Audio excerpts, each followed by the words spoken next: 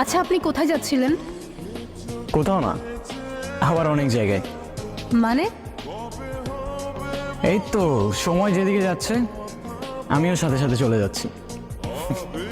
By the way, আমি stop. জানেন, এই জায়গাটার সাথে না আমার অনেক পুরনো একটা সম্পর্ক আছে।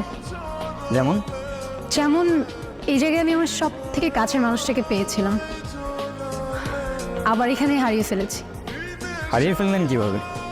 সে অনেক লং স্টোরি, পরে না হয় কখনো বলবো। আপনার স্টোরি, আপনার ইচ্ছা। কি আমাকে দেখে কি মুছে ফেললেন? আরে না, কিছু না। আচ্ছা, আপনি কিন্তু আপনার স্টোরিটার বললেন না। সত্যি কথা বলতে স্টোরিটা শেয়ার করতে আসছি। সময়টা ছিল তখন, হ্যাঁ, আমি ক্লাস 8-9-এ পড়ি। বাবার বদলি হয়ে যায়, আমি এখানে চলে আসি, এখানে স্কুলে ভর্তি হই। প্রতিদিন স্কুলে যাওয়ার সময় ওই ছেলেটা একটা করে চিঠি রেখে যেত। প্রথম কয়েকদিন তো আমি কখনোই চিঠি নিতাম না, কিন্তু একদিন চিঠি না নিয়ে আর পারলাম না। এত সুন্দর করে কথাগুলো লিখতো।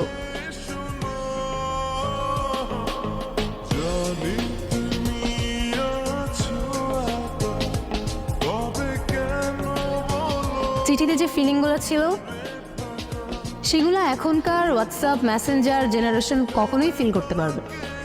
প্রত্যেকটা অক্ষরে কেমন যেন মায়া ছিল। জানেন, ও প্রত্যেকটা দিন চিঠি লিখতো, প্রত্যেকটা দিন। আর এত সুন্দর করে চিঠি লিখতো, আগেই তো বললাম, মানে ওর প্রেমে পড়তে আমি বাধ্য হয়েছি। ইন্টারেস্টিং। আচ্ছা, তারপর কি হলো? তারপর আর কি, ওর সাথে সাথে আমিও ওকে চিঠির উত্তর দিয়ে আসতাম। এরকম করেই কাটছিল। আমি ওকে না দেখেও ওর মায়ে পড়ে গিয়েছিল। আপনি যখন স্টোরিটা বলতেছিলেন না, আমার ইমাজিনেশনে সব কিছু ভাসছিল। I don't know why. আচ্ছা, আপনি কিন্তু আপনার স্টোরিটা শেষ করলেন না।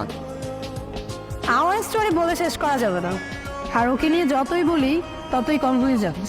আচ্ছা, তারপরও কেন যেন আপনাকে খুব বলতে ইচ্ছা করছে। লাইফ কিন্তু একটাই, যেটা ইচ্ছা করছে এখনই করে ফেলুন।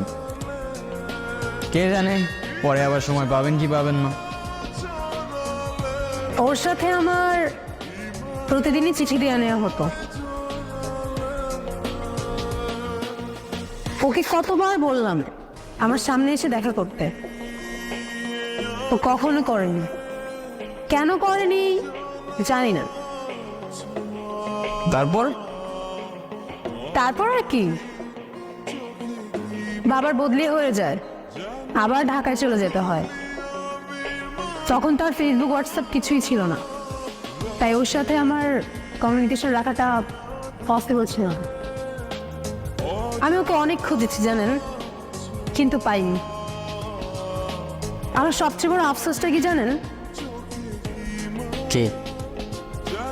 যাকে আমি এতটা ভালোবেসেছি, যার মায়া এতটা পড়ে গিয়েছিলাম, তাকে আমি কখনো দেখিনি।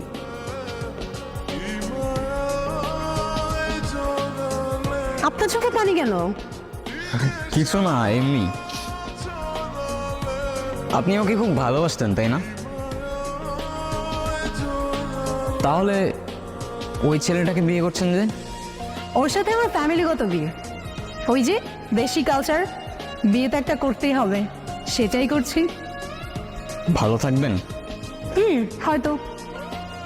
আচ্ছা, আমার না চলে যেতে হবে, আমার হাতে আর তেমন সময় নাই।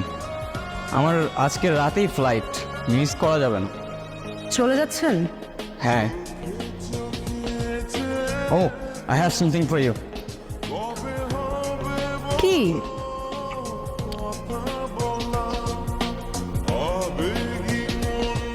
This is for you. আমার জন্য? আমার জন্য হয় কিভাবে? আপনার সাথে তো আমার আজই পরিচয়। এটা কিনলেন কখন? আপনি মজা করছেন তাই না? সময় হলে ঠিক বুঝতে পারবেন। আসি, ভালো থাকবেন। নিজের খেয়াল রাখবেন, আর ভাগ্যে থাকলে আবার দেখা হবে।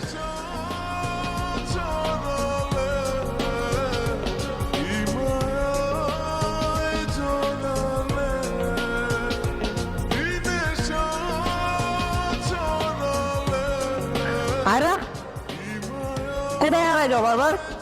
আমার কি আর কোনো কাজ নেই? আমি সারাদিন তোমারই খুঁজবো। আরে দেখো না, ছেলেটা চলে গেল আর যাওয়ার আগে আমাকে এই বক্সটা দিয়ে গেল। কি করবো বুঝতেছি না। কি করবি আবার? ভিতর খুলে দেখবি না? আপন তো একজনের গিফট দিতে দেখবি না? খোল, ভিতর কি আছে দেখ। ভাই তুই শুরু করলি, তোরা ওর সাথে নেকামি শুরু করলি। তোদের নিয়ে আমি আর পারি না। আমার একটা কল আসে, তোরা যা ইচ্ছা কর, আমি কথা বলে আসি।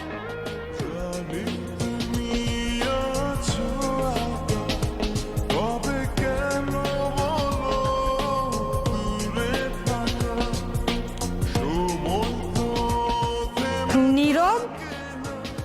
এটা নীরব ছিল? এটা নীরব ছিল? আমাকে শুধু নীরবই আরো বলে ডাকতো। আমি কত খুঁজছি তোমাকে, কতবার খুঁজছি।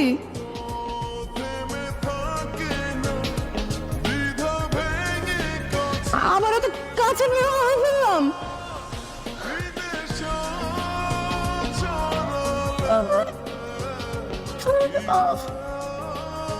আরও আমি ছোটবেলা থেকেই খুব ইন্ট্রোভার্টেড ছিলাম, কারোর সাথে কথা বলতে পারতাম না। আর সেখানে আমি তোমায় ভালোবাসতাম। কিভাবে তোমার সামনে গিয়ে দাঁড়াতাম আমি বুঝতাম না, কিন্তু আমি সেদিন এসেছিলাম। আমি এসেছিলাম, তোমার চিঠিটা পড়ে সেখানেই দাঁড়িয়েছিলাম। প্রতিদিন আগের মতোই চিঠি দিতাম, দাঁড়িয়ে থাকতাম তোমার অপেক্ষায়। কিন্তু তুমি আর আসনি, কখনো আসনি।